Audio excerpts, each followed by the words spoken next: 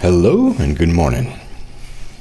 We're going to work on a bit of relaxing electronic music today. I've got a project open in Bitwig Studio here,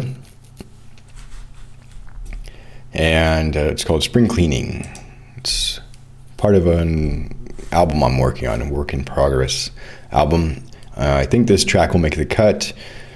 Right now we're in sort of the initial building block stage. I don't know what that would be called, but I'm combining, instruments and a few variations on those, and doing some initial gain staging, sort of early stages of the project before we move over to the arranger.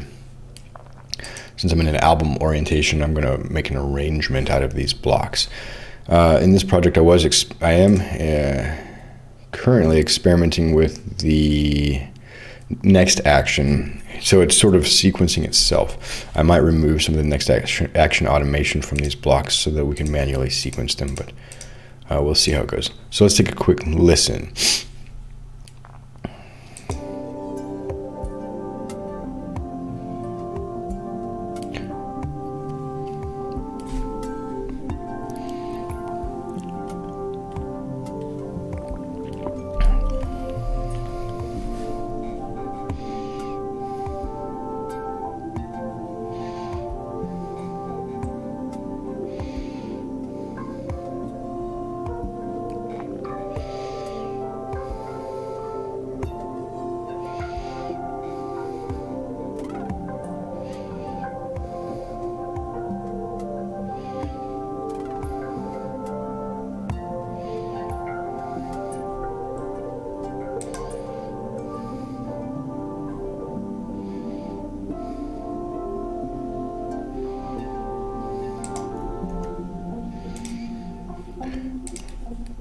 All right, so it's been a few weeks since I've worked on this project. It's a bit of a sketch right now. It's not so bad. So I've got sort of abstract beats.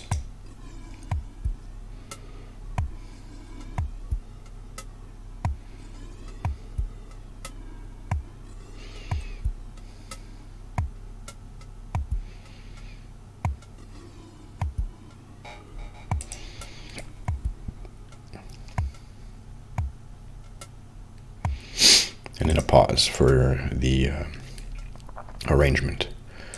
We've got a pad, kind of random, generative sounding. And there's some probabilities in these notes, it looks like. 70% chance of rain. Let's see if we can see the probabilities here.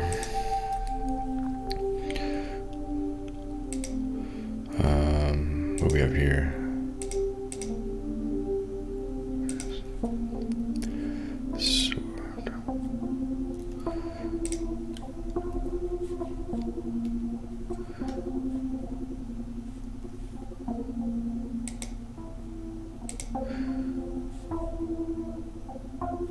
Sort of like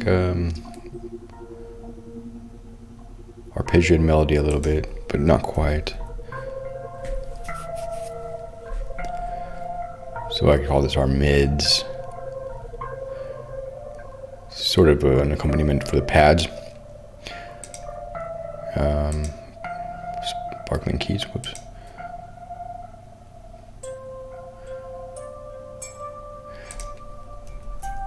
Oops, wrong button.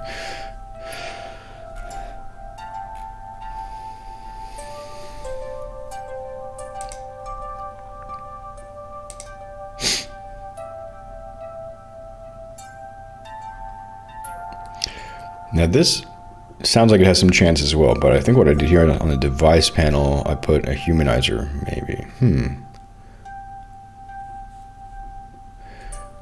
Maybe here in the note effects. There it is. So yeah, there's another way of applying random chance, and you can do it at the note level on a per note basis. You can specify which notes and what probabilities. There's a word for this that generally or a phrase called note expressions. You can apply all these expressions on a per note. You can pan individual notes, change the gain and timbre and pressure, velocity.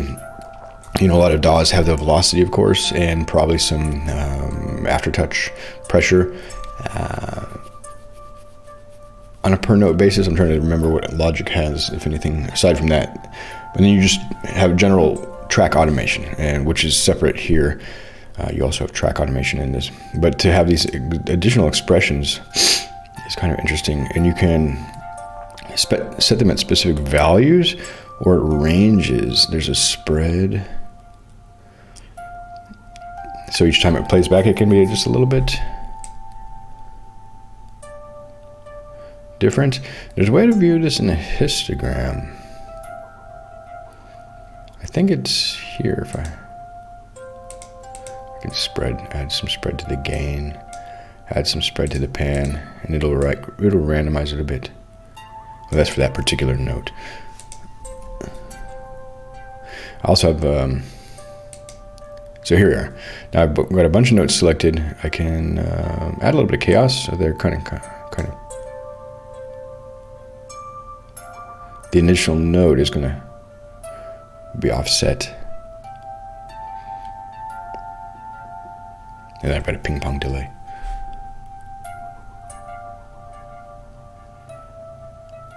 It's pretty cool. I can make them more strongly offset.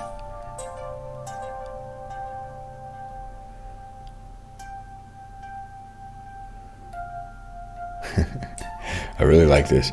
This is such just well-designed software. All right, so let's leave that in, a little bit of spread there. We'll continue our tour of the instruments. So growly bass.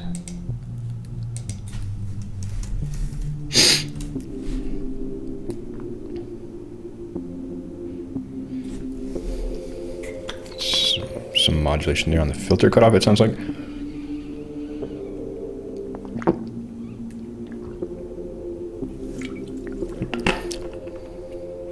Or the high pass for the reverb or something. I don't know what's going on. This might have been a preset. Here's some modulation here, randomly affecting the cutoff for the filter.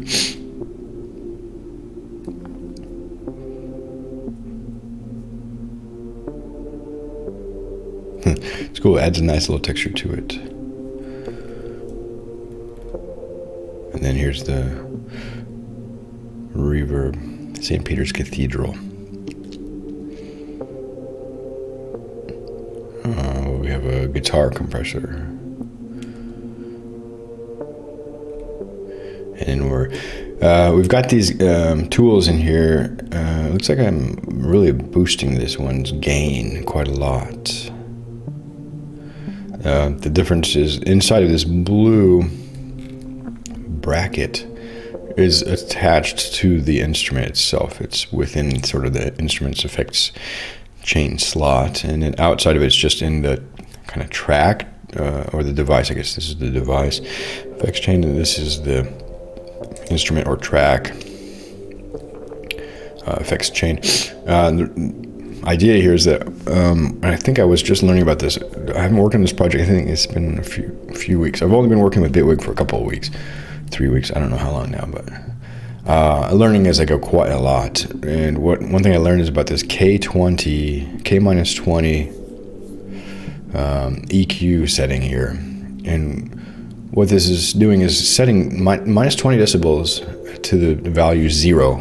And the goal is that all of my instruments should be hovering around minus 20 dB in the mix. Gain staging, meaning doing that as early as possible, adjusting the mix down along the way. Not only the gain, but the frequency balance as well, having some overlap and things like that, but also carving out certain frequencies of instruments so there's a better balance early in the workflow. And I wasn't aware of this K-20. I think I was gain staging to minus 12 dB from some YouTube video, which is good. But the goal is that you have some headroom, some space to work with when you go into mastering, and you shouldn't be kind of pushing too high. So we'll do that. And just gonna check out what else we got here real quick. We'll do that today. We'll do our gain staging. Just gotta figure out what's going on in this track. Here's our little effect from Analog Lab. I'll rename this one. Sounds like birds, right?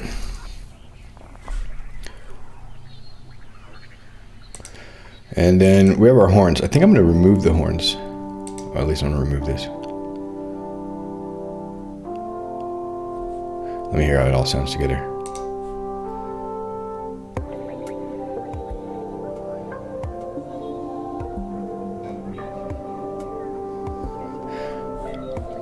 Not bad. One thing I'm trying to do is move as closely as I can to just what Bitwig Studio has at its core, including the packages it comes with, which there's quite a lot of different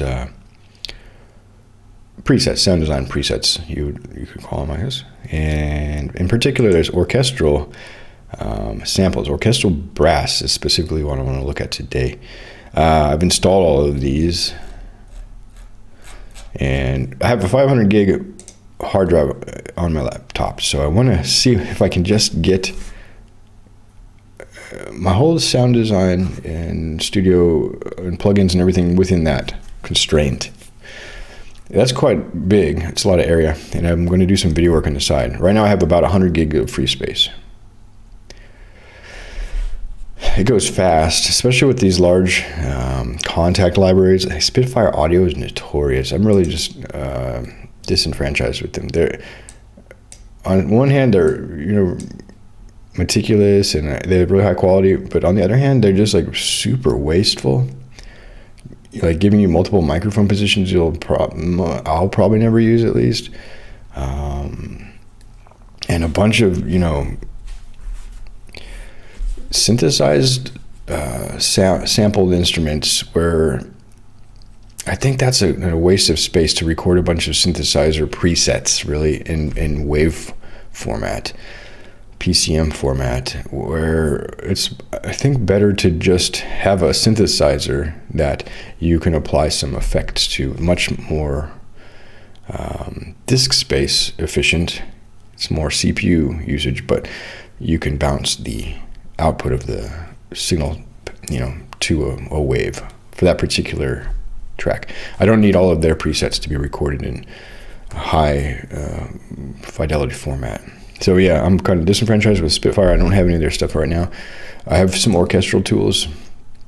I really like their textured orchestral stuff. You can't really synthesize that, so I think there's some space for that in my workflow. But I'm moving more towards electronic right now and seeing how far I can get with just Bitwig. So again, with these 500 gigabyte constraint, which is huge, but surprisingly limited when you hit this contact space.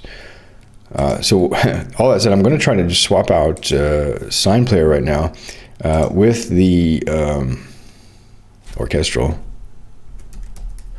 brass.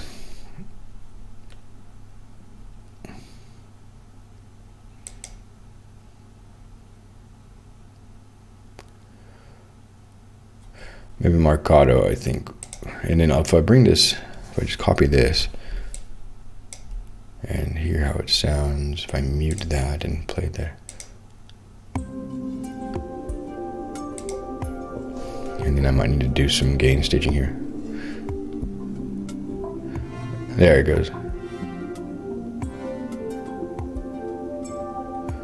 Maybe if there's a more legato patch, but what I can do.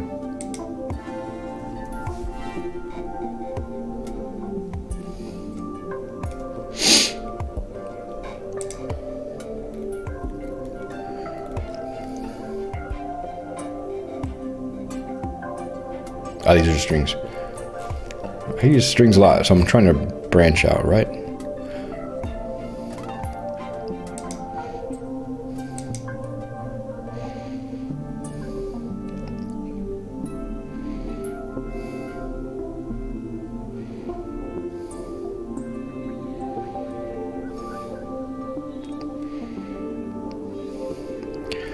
So Orchestral Tools is one of the sample library collections I can't fit on my internal hard drive. I have them on an external hard drive, which means if I want to do any production, I have to take this hard drive with me. It's a small hard drive, it's convenient. But there are two instrument makers that I did include in my core hard drive space. I installed most of everything else, or other large things, to external hard drive, or just deleted them. I've got Arturia and UVI. And what I'm thinking is if I use this Arturia augmented strings, I think it's called. So what do I do here? So Arturia. Arturia Augmented Brass, sorry. It's the Augmented series. Arturia does really good work.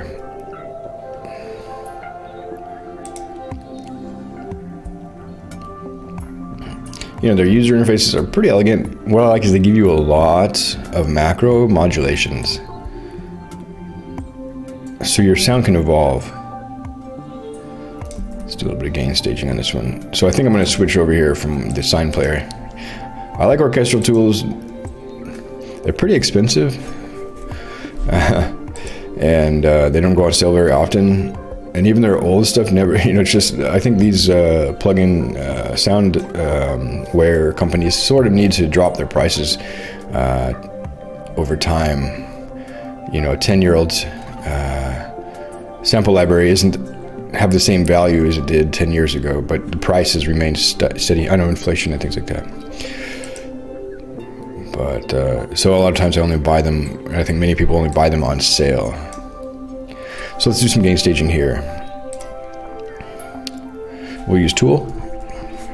I'm going to gain stage everything. And our Tool, let's see, so this is a bit tricky. I haven't figured out the workflow here to keep this visible. If there's a way to keep this visible when I'm clicking around, see, it immediately disappears. It's because this space is needed. But if I could have like a split panel here, that would be really handy, because I need to, while manipulating this knob, I want to be able to see my master gain, or whatever it is.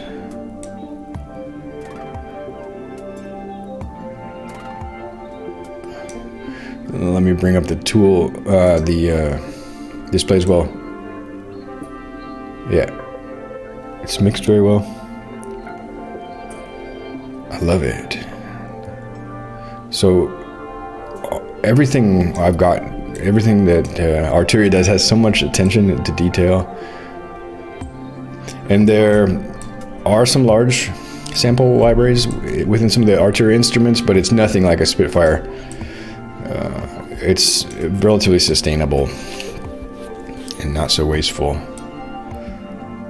If there was a way I could disable some of the Spitfire microphone positions, for example, I just don't need so much data, raw sound data.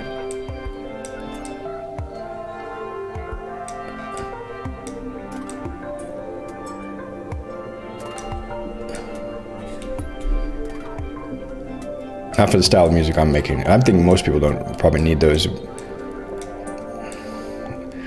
It's almost like there's this, like loudness wars in music. I think there's this sample library size war in these companies like Spitfire, where they like, we give you 100 gigabytes of microphone positions.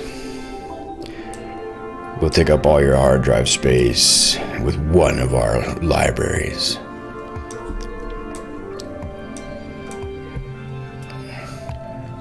So yeah, this will give us quite a lot of sound design possibilities. Wide and proud.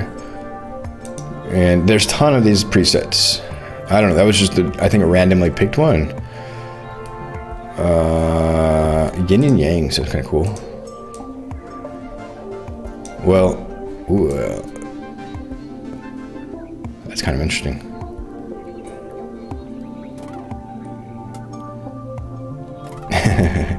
So we're kind of going more towards the electronic into the spectrum. Waves of 1981, hey.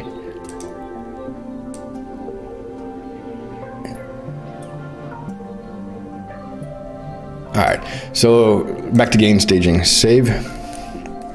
Now that I've adjusted this one, it's still hovering around 0. So maybe we'll go to a whole number like 10. If I'll control, I can really smooth and relaxing sounding. So let's go to analog rain. Now it's a more dynamic sound.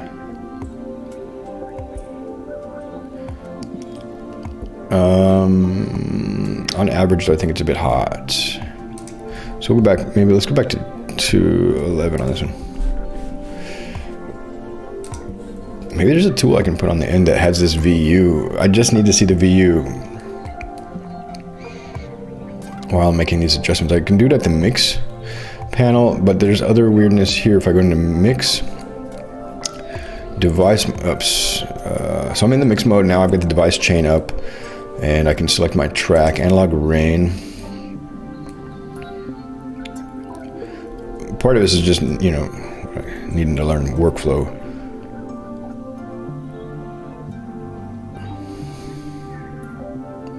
I think that's pretty good. Let's try birdfish. So you put a tool on the end of every track, at the end of the signal path, the whole signal path. Is what I read in a Reddit forum. Gain staging in Logic, I was putting the initial gain stage right after the instrument before all the effects. It's another way of doing it. That way your faders can be all at unity gain, and you can do some smaller tweaks that way. So this is dynamic. This is a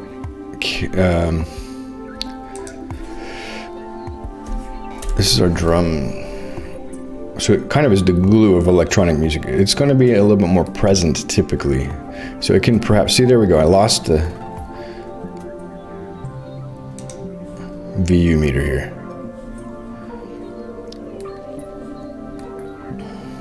We'll give our ears a rest in a minute.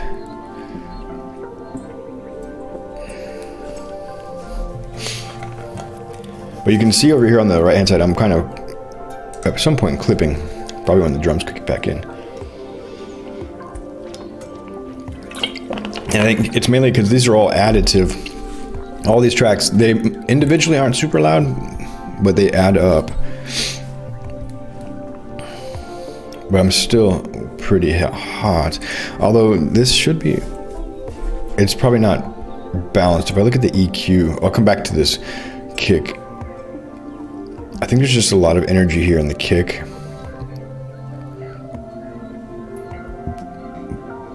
And we've lost most of the other elements now, so I'll have to come back to that. Boards of Krausberg is a preset. This is a polymer preset. So let's see, can I solo, just solo? Here we go. And I had gain staged it. So I was attempting gain staging. You can see from all of these things, I was at the wrong level. I was going for 12 dB and I was doing it to arbitrary numbers. Let's go for more of a round number. Let's try 10. Here I can see, actually, yeah, now in the mixer I remember I can see everything. I've got a bunch of things I'm not using right now, so there's a way I can show less detail here. Like for example, maybe I don't need these. And then kind of see the large meters. There we go. Look at that. I'm also not seeing this, needing the sends and receives. I'm not using those much. I'll learn more about those maybe later. And I/O routings. What are those? I'm not using that much. Doesn't need to take up space. What's this one? Deactivated tracks. I don't have any deactivated tracks. So basically, we have our big meter, which is going to give me that nice view here. I can gain stage with, and then we like this device chain because then I can select this tool.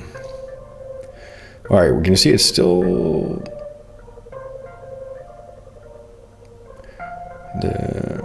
there's the I don't know the words for these, but the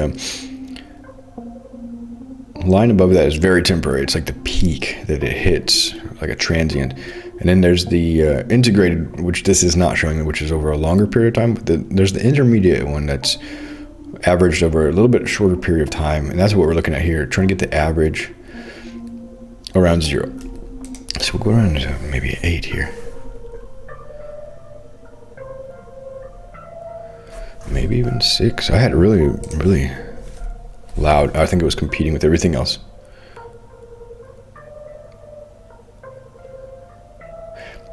And keeping in mind, not everything has to be 0.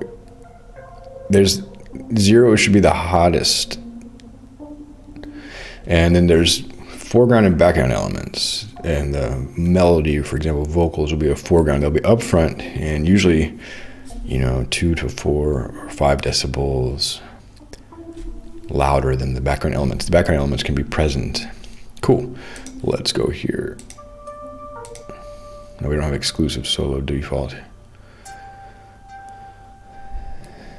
This to me sounds more like a foreground element. So let's go up to like, because it's almost 9 already. Let's try it at 10. It has this really subtle warbling. But here we go. See, it does get a bit hot. Sounds good. Bass. Now look at this. Bass is really bright. Really hot here, I mean. Although it's somewhat dark because of the filtering. But it's kind of 4, 8.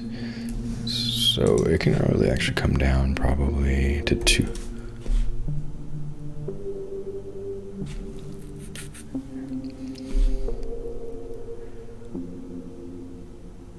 And we'll go back through it in here.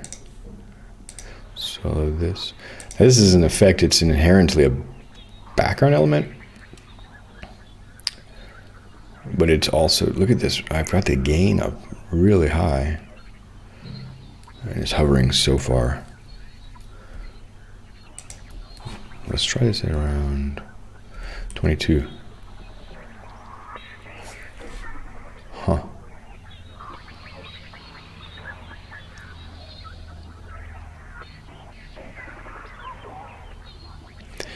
Well, we'll come back to it. Here how it sits in the mix. And now we're back to the brass.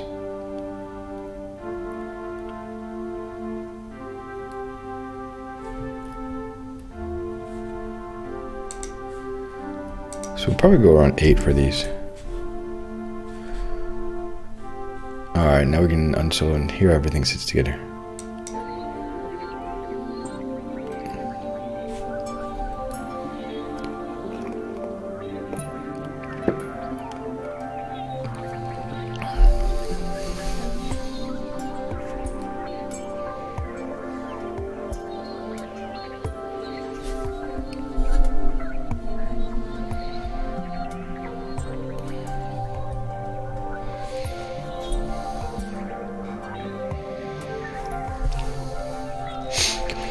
So we've lost a bit of definition in the bass. I'll EQ these drums and I think I'll call it good for today. So what I'm going to do is bring this up.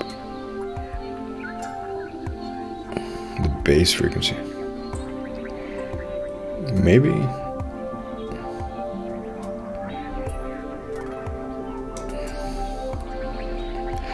Or can I put a bit of sub bass in here?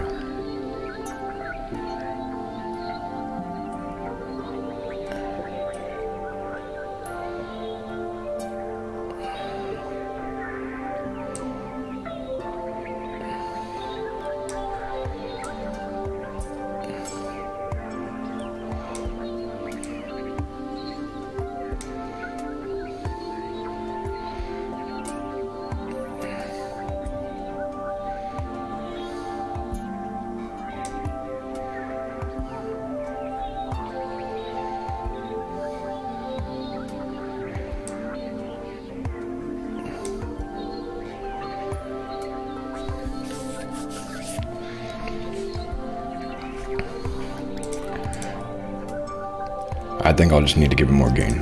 I don't know.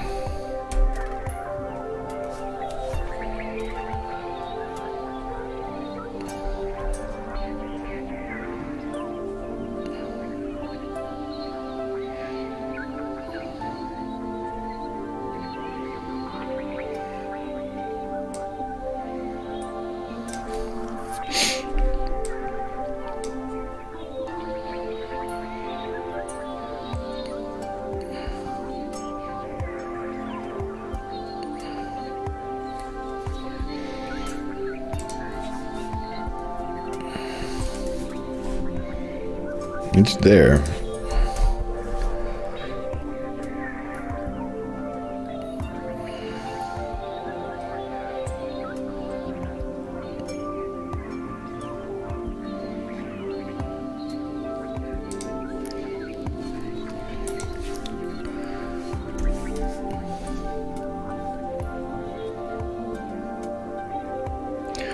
All right, let's see what we can do with this birdfish kit. The kick is just really... I can either do a compressor, which there probably already is a compressor in the device effects chain. There's a chain within a chain. It's pretty tricky sometimes to find, so it's got a little bit of delay in that.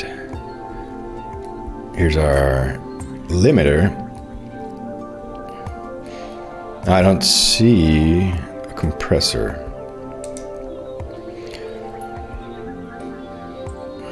So I could put one in there.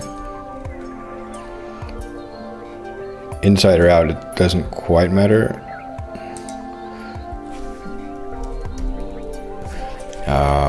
If you put them in the FX chain, you can save it as a preset.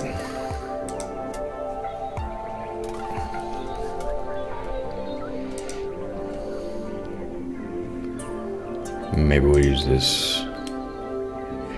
I can put an individual compressor on the kick, but let's try it on the whole kit for now. And here's, I'm going to disable now, save our progress. I'll disable the next action for these. Just turn that off.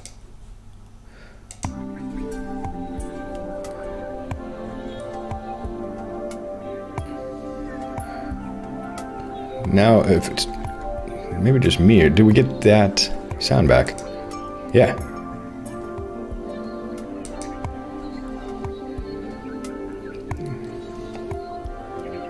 Just the compressor got our little snare back.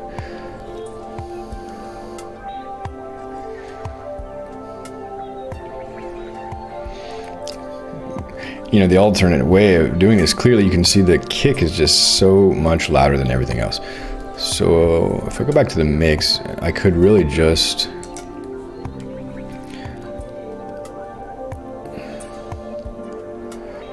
drop the output of the kick. I got two kicks apparently. Yeah, it's this one also. It's deep kick. So let's get these both kind of around, peeking around. We'll do 60%.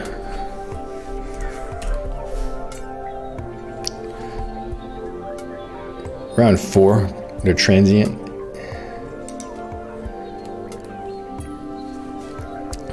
What are we at here? 80? Let's go to like 60 with that one as well.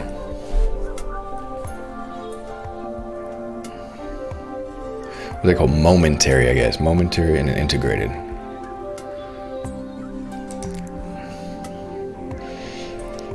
And like this one can come up to around 80.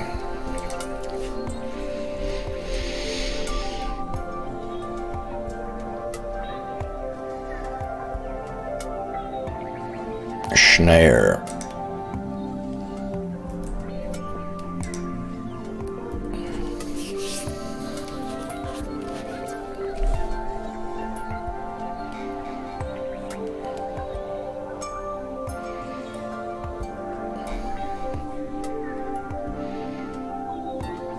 Now that I took some of the energy away from the kicks, I think I can bring this back up in the mix a little bit. These.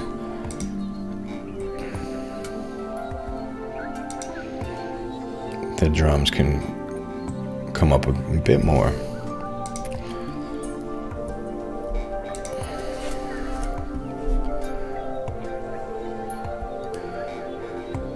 And if we look at our master,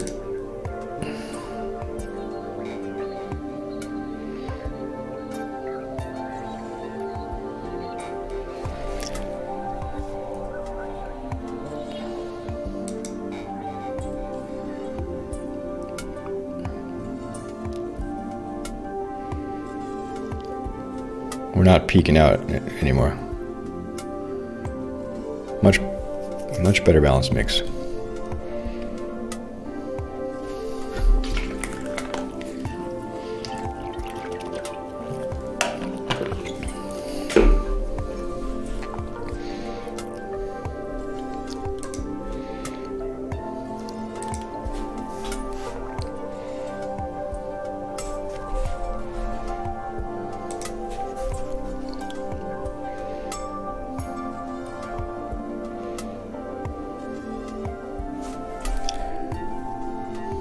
And one thing I had was a bit of variation here. I'll try to restore that. I deleted that without realizing it.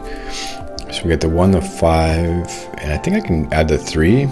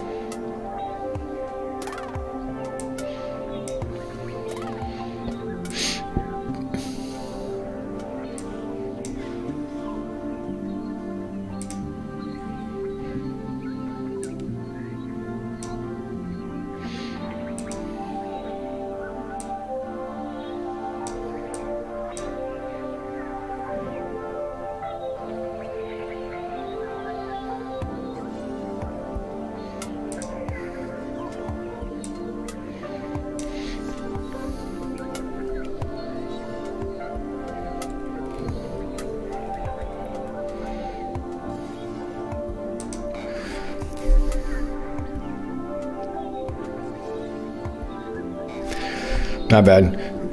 What I want to do then is just make these spread chords. Why does that little emoji thing pop up? I don't ever use that. So I'll take all the 3s, command, click them, all of them. They're not all 3s. Not all thirds. Some are seconds, some are sus4, sus2, and then just take an octave.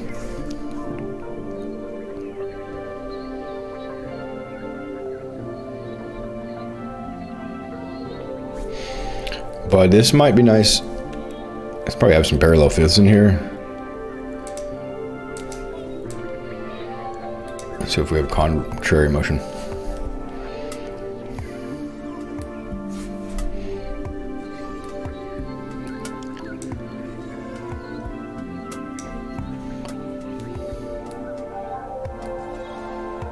Yeah, makes sense. Nice. There we go. All right, save that. I don't know if those were parallel fifths, but the idea is that parallel fifths, they kind of mask the melody. The bottom pair of the fifth takes emphasis away from the melody line, which usually sits up top. So we have this nice rising melody now.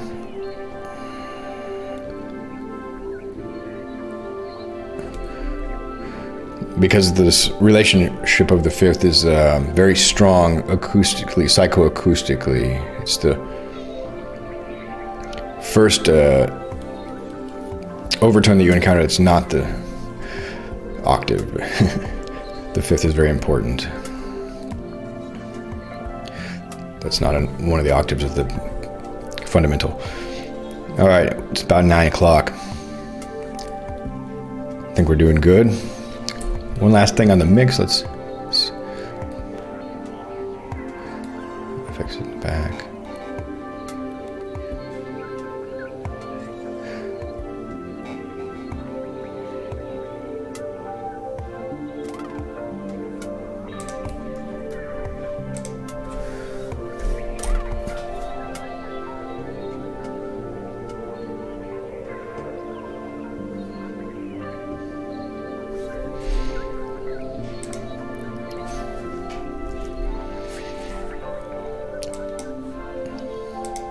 It's a bit just too much dynamics.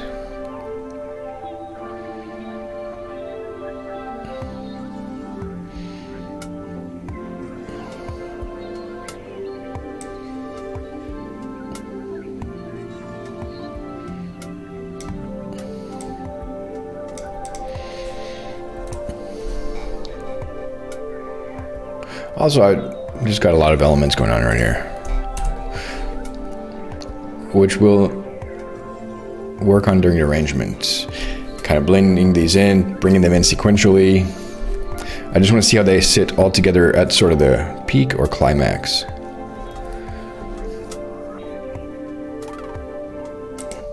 See, I can't really hear this one.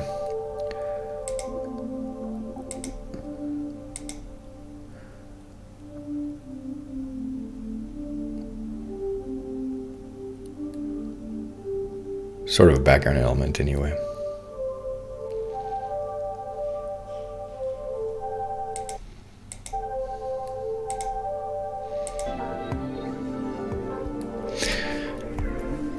Anyway, it's there.